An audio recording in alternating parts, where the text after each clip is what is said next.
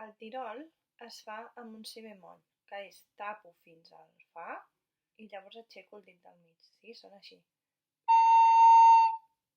Anem a començar.